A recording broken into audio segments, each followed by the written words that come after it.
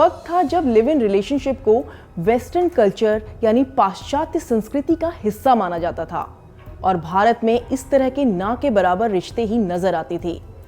लेकिन पिछले कुछ सालों में यहाँ भी लिव इन रिलेशनशिप तेजी से बढ़े हैं। खासकर शहरों में युवाओं के बीच बिना शादी के एक साथ रहना बढ़ता जा रहा है। ऐसे रिश्ते में लोग रूम शेयर करते हैं, बेड शेयर करते हैं, प्यार मोहब्बत भी होता है और सेक्स भी, लेकिन नहीं होता तो कमिटमेंट। और यही वजह है कि ऐसे रिश्तों में बढ़ रहे हैं क्राइम। लिव इन रिलेशनशिप में सामने आ रही हैं मर्डर जैसी घटनाएं। पिछले करीब 1-2 महीनों में ही दिल्ली और एनसीआर में कई ऐसे मामले सामने आए हैं जहां लिव इन पार्टनर ने ही लड़की की जान ले ली।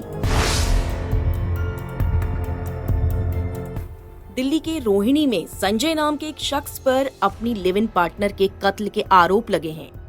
संजय और पूनम पिछले 1 महीने से साथ में रह रहे थे। दरअसल आगरा की रहने वाली पूनम शादीशुदा थी, लेकिन बावजूद इसके उसका संजय के साथ अफेयर चल रहा था। पूनम के पति और परिवार वालों को इस बात की जानकारी थी। 1 महीने पहले वो संजय के साथ रहने के लिए उसके फ्लैट में आ गई।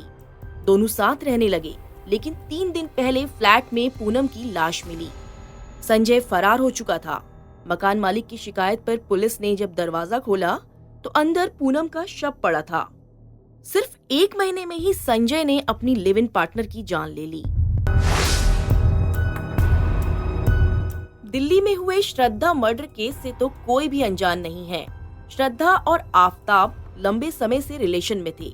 वो दिल्ली के मेहरौली में लिव इन में रह रहे थे, लेकिन आफताब ने बड़ी ही बेरहमी से श्रद्धा का कत्ल कर दिया।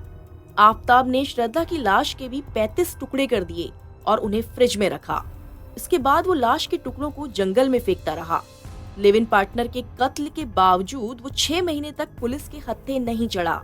शुरुआती थ्योरी के मुताबिक श्रद्धा आफताब पर शादी का दबाव बना रही थी और वो शादी नहीं करना चाहता था, इसलिए उसने उसे रास्ते से हटा दिया। दिसंबर महीने में ही दिल्ली के तिलक नगर में भी लिव इन पार्टनर की हत्या का मामला सामने आया था। मनप्रीत और रेखा एक फ्लैट में साथ में रह रहे थे। रेखा की 16 साल की बेटी भी उनके साथ रहती थी। 1 दिसंबर के दिन रेखा की बेटी अपने कजन के घर गई हुई थी। वो अपनी माँ को फोन लगा रही थी, लेकिन माँ ने फोन नहीं उठाया।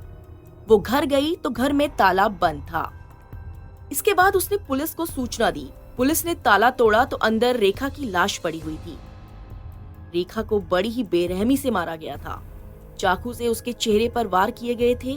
उसकी उंगलियों को भी काट दिया गया था। 7 साल से मनप्रीत और रेखा एक साथ रह रहे थे। दोनों लिव इन में रहते थे, लेकिन बावजूद इसके मनप्रीत ने रेखा का कत्ल किया। दरअसल रेखा मनप्रीत से शादी को लेकर जिद कर रही थी और वो उसके परिवार से मिलना चाहती थी, और मनप्रीत किसी भी झंझट में नहीं पड़ना चाहता था और उसने रेखा से छुटकारा पाने के लिए मौत का ये प्लान तैयार किया। गाजियाबाद के खोड़ा इलाके में रमन ने अपनी लिव इन पार्टनर की हत्या कर दी। रमन और दिव्या कई सालों से साथ में थे, लेकिन रमन ने इस बीच एक दूसरी लड़की से शादी कर ली। किसी और से शादी के बावजूद वो दिव्या के साथ रहता रहा। दिव्या ने जब रमन पर शादी का दबाव बनाया तो उसने उससे छुटकारा पाने का प्लान बना डाला। मई में वो दिव्या को घुमाने के बहाने शिमला ले गया और सुनसान रास्ते में उसकी गला दबाकर हत्या कर दी। रमन ने रेखा की लाश को जंगल में फेंक दिया और वापस घर आ गया।